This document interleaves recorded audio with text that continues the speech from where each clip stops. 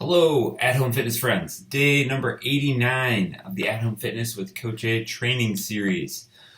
All right, so we are 11 days away from the big 100, heading into the weekend with a little Friday lower body action.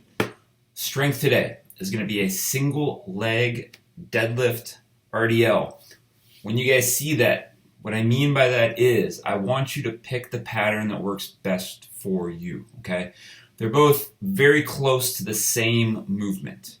On a full deadlift, we would touch the ground. The knee probably needs to come forward a little bit, for most people at least.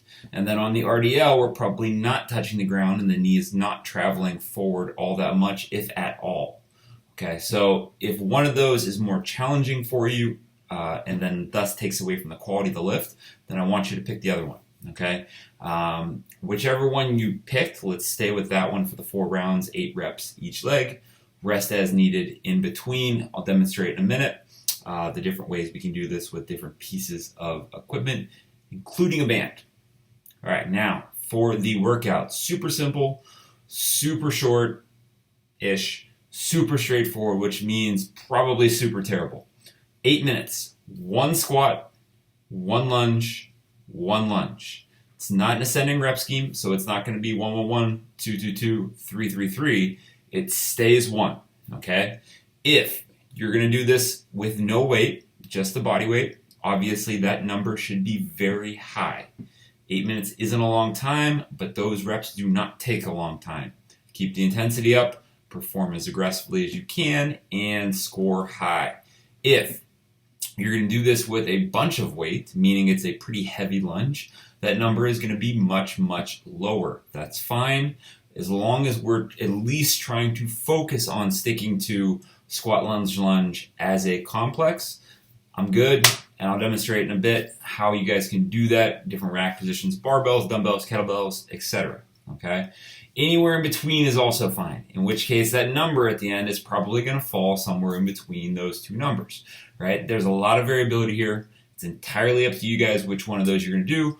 The only thing I want to see is if you're going to pick something, I want you to stick to something, unless you pick something really heavy and it beats the crap out of you and you know you're doing something wrong, in which case make the weight lighter or just finish with it as a body weight exercise.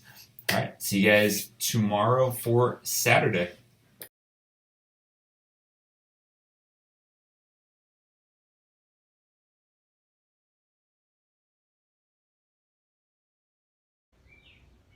Hey guys, fancy meeting you here. All right, let's go over the strength piece for today. So that single leg deadlift or RDL.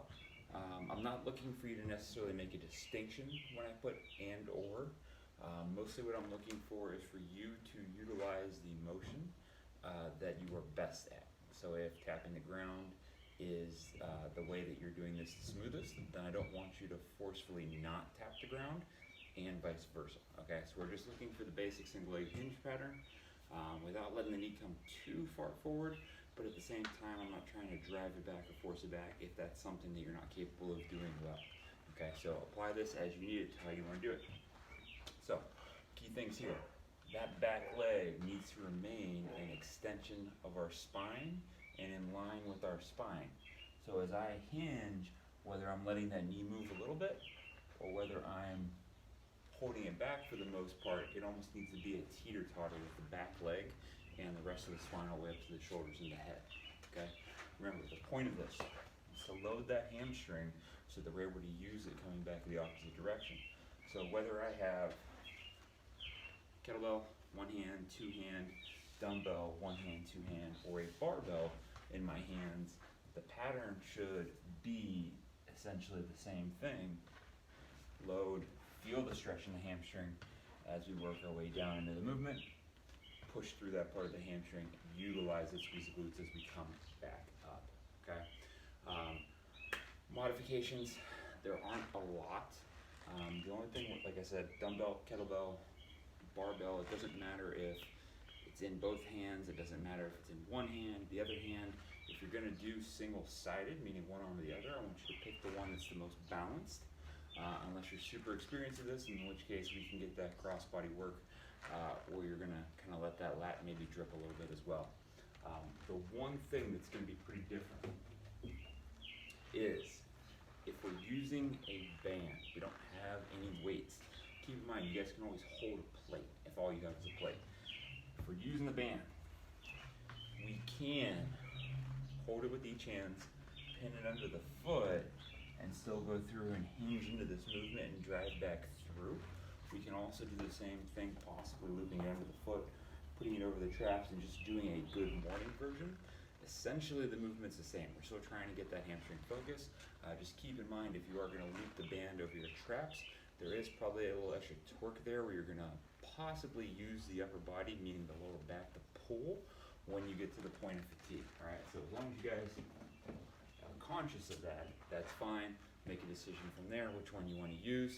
Like I said, we're looking 4-8 reps each side. The rest is as needed.